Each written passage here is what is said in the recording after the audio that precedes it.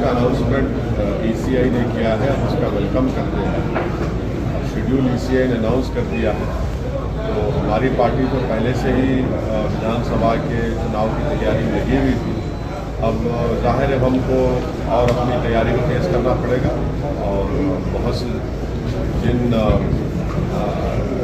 Constituency से हमको अपने कैंडिडेट खड़ा करना है उस ताल्लुक से हमारे गुजरात के अध्यक्ष जनाब साबिर भाई साहब तय करेंगे और हमारी पार्टी की तैयारी में ठीक है। अब फिर हम जाएंगे और गुजरात की विधानसभा में हमारी पार्टी के उम्मीदवारों की कामयाबी के लिए हम पूरी कोशिश कर रहे हैं और हमको यकीन है कि इंशाअल्लाह कामयाबी मिलेगी। क्या मुद्दे रहने वाले हैं जिन पर आप लड़ने वाले हैं और आपको क्या लगता है इस बार इस चुनाव के मुद्दे क्या रहेंगे?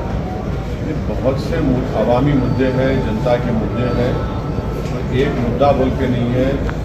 गुजरात में डिसगवर्नेंस भाजपा का रहा है, जिसकी वजह से कोविड के वक्त बहुत से लोगों की मौत हुई, बहुत से लोगों को जो हेल्थ अस्पतालों में मिलना था सहूलतें नहीं मिली। महंगाई एक बहुत बड़ा मुद्दा है। लोगों की तनख्वाहें कम हो चुकी हैं, बिजनेसेस कमज़ोर पड़ चुके हैं और साथ ही साथ हमारी कोशिश ये है कि भारत के लोकतंत्र में जहाँ पर सब समाज को, समुदायों को उनका एक मुकाम और इज्जत मिली है, इसी तरह से हम कोशिश कर रहे हैं कि अल्पसंख्यक समाज हो, दलित समाज हो, आदिवासी समाज हो, इन सबको उनकी एक लीडरशिप बने, उनकी एक आवाज़ बने। तो ये अहम मुद्दे हैं गुजरात के चुनाव में और बहुत से और भी मुद्दे रहेंगे। विधानसभा के इंडिविजुअल इशूज़ हैं, प्रॉब्लम्स हैं। अभी जो मोरबी में हादसा हुआ है सर, क्या वो कोई मुद्दा होगा वोटर उस हादसे को लेकर? क्योंकि अभी ताज़ा हादसा है, इलेक्शन कमीशन ने बोला कि ये डिले हुआ अनाउंसमेंट है मोरबी की वजह से। नहीं, जो मोरबी में हुआ नहायत ही अफसोसनाक है। वो भी गुजरात की हुकूमत की मिसगवर्नेंस की एक मिसाल है कि जिस कंपनी को ठेका दिया गया था उनको तो इसका तजुर्बा था ही नहीं और उन्होंने कुछ काम उस पर जिस तरीके से करना था और वहाँ की म्यूनसिपालिटी, वहाँ की जो सिविक अथॉरिटीज़ है उन्होंने उसका टेस्ट भी नहीं किया, फिटनेस सर्टिफिकेट दिया नहीं, तो जाहिर है ये मिसगवर्नेंस का इशू है। सर, आज आपने अभी सुबह ट्वीट किया है, वजह क्या है भाई?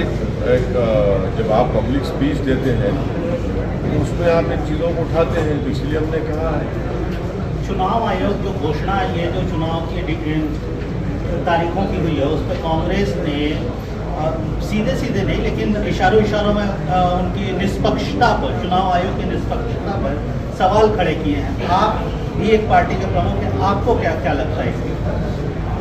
देखिए, चुनाव आयोग ने जो डेट्स दी हैं हम उसका वेलकम करते हैं और हमारी पूरी कोशिश यही होगी कि ये विधानसभा के चुनाव पुरअमन रहे, अच्छे तरीके से हो जाएं और जनता को गुजरात की उनका पूरा मौका मिले, फ्री एंड फेयर इलेक्शन हो। हम उसकी उम्मीद करते हैं और ये इलेक्शन कमीशन इसको कराना भी चाहिए। अब इससे बढ़कर मुझे कोई कहने की ज़रूरत नहीं है। सर, कल हमारे चैनल पे जेपी नड्डा जो कि भारतीय जनता पार्टी के अध्यक्ष हैं, उन्होंने आपका नाम लेके काफ़ी सारी बातें कही कि आप सिर्फ मुस्लिम माइनॉरिटीज़ की राजनीति करते हैं, सिर्फ 20% की राजनीति करते हैं और ये देखा गया है कि जो भी मोदी जी के स्कीम्स हैं उसका फ़ायदा, चाहे वो उज्ज्वला स्कीम हो या फिर इज्जत घर हो, सभी मुसलमानों को भी उसमें दिया गया, सभी नीडी पर्सन्स को दिया। मैं उनको ये कह रहा हूँ कि आप जब इतना बड़ा दावा कर रहे हैं तो आप एक लिस्ट दे दीजिए आप ही के चैनल को, उज्ज्वला में, घर की स्कीम में, बल्कि उससे बढ़कर मैं कह रहा हूँ जो प्रधानमंत्री के नाम से स्कीम है ministry of minority welfare,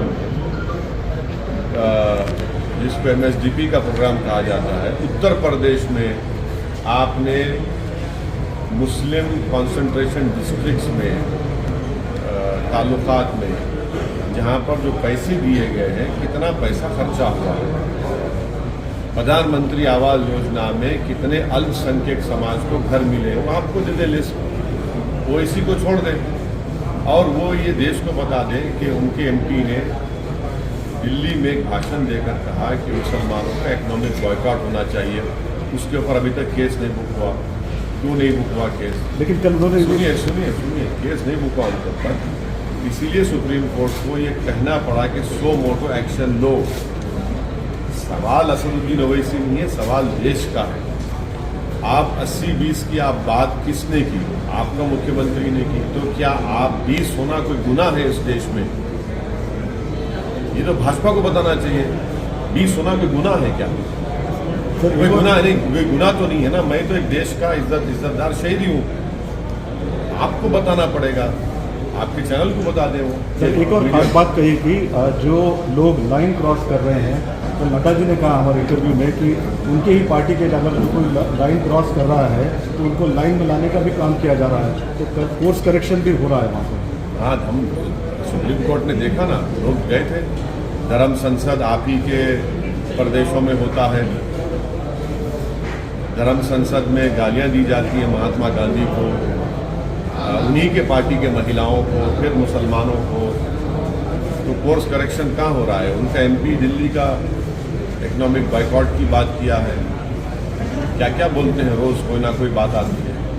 sir, ये तो उनकी ऑफिशियल लाइन है, कोई कोर्स करेक्शन, लाइन करेक्शन नहीं हो रहा। कांग्रेस भी आपको बी टीम बोल रही है सर, बोलती है कि बीजेपी की बी टीम है। आज फिर से कांग्रेस के नेताओं ने बोला कि गुजरात में आप लड़ रहे हैं, बीजेपी की मदद करने के लिए लड़ रहे हैं। अभी हम क्या करने वाले हैं, अगर ये कांग्रेस, बीजेपी और दूसरी पार्टियां तैयार हो जाए तो हमारा इरादा ये है कि अहमदाबाद के रिवर फ्रंट पर हम अपने पार्टी के पैसों से इन लोगों को बिठाकर जो भी खर्चा होगा करेंगे। वो तय कर लें हम क्या है।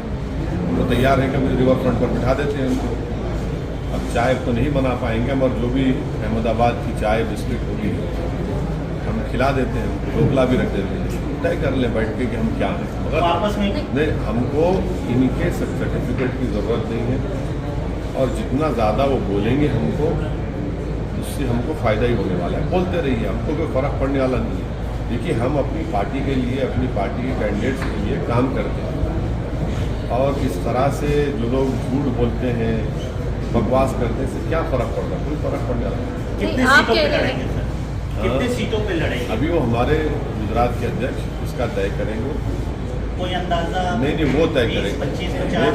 मैं नहीं तय करने वाला हूँ। नहीं, आप कह रहे हैं कि उनको बैठाकर जो है कि ताकि आपस में फैसला हाँ, वो बैठ के फैसला कर लें। लेकिन आपकी पार्टी के बारे में वो फैसला करे तो ये आपके नहीं, लिए हमको क्या मंजूर नाम है? पुकारा जाए, वो आपको मंजूर है? नहीं, हमको मंजूर नहीं है भाई।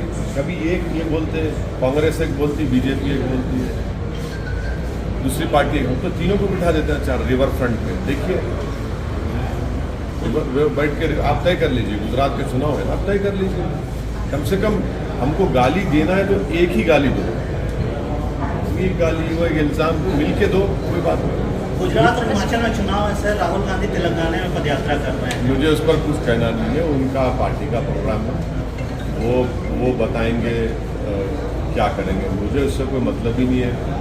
एमआईएम के टारगेट वोटर्स कौन रहने वाले हैं और साथ ही में क्या मुद्दे रहने वाले जो पार्टी की तरफ से आप लोग लड़ेंगे? देखिए, वोटर को टारगेट बोलना वोटर की तौहीन है। मतदान जो होता है, जो वोटर होता है, हम तमाम की कोशिश होगी कि हम हमारे हक में वोट दें, और उसके लिए हम पूरी कोशिश करेंगे। तो टारगेट ज़रा बहुत ही क्रूड वर्ड है। हम कोशिश करेंगे उनका दिल जीतने के लिए, उनको समझाने के लिए कोशिश होगी।